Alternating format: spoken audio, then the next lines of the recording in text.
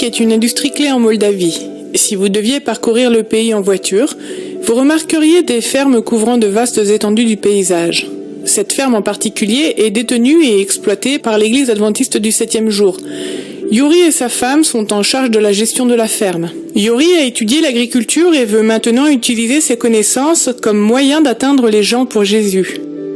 Ensemble, ils ont créé une nouvelle école agricole et espèrent attirer des gens de la communauté locale qui seraient intéressés à acquérir des compétences en agriculture biologique. Nous répondons aux besoins des gens. La plupart ici ont des terres, mais ne savent pas comment planter. Nous voulons éduquer les gens pour qu'ils soient autosuffisants.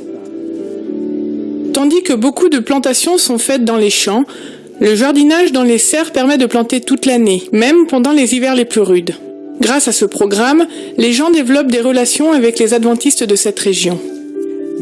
Nous avons réalisé que Jésus parlait beaucoup de l'agriculture dans ses paraboles. Et nous avons constaté que lorsque nous enseignons aux gens à cultiver ces plantes, nous ne pouvons pas éviter de parler de Jésus pendant que nous travaillons. La ferme fait partie d'un grand lopin de terre appartenant à l'église adventiste. Ce site a été créé pendant l'Union soviétique en tant que zone récréative pour les personnes qui travaillaient dans la ville voisine. C'était une oasis pour que les gens échappent au stress du travail et aux défis de la vie quotidienne. Après l'effondrement de l'Union soviétique, cette propriété a été abandonnée et semblait être oubliée.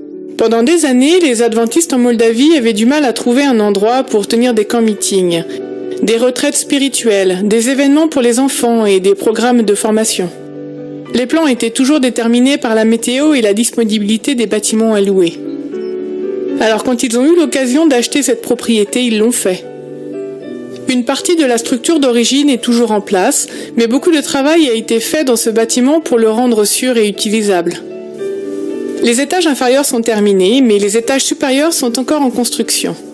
Les membres de l'église rêvent du jour où ils pourront utiliser ce bâtiment pour se rencontrer tous ensemble.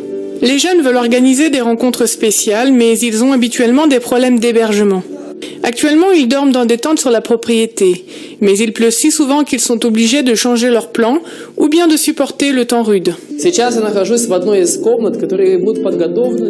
Nous sommes actuellement sur le site où les chambres seront construites pour les jeunes et les enfants.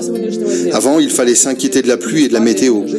Nous attendons avec impatience le jour où nous aurons de meilleures structures pour le couchage et vos offrandes contribueront à leur construction.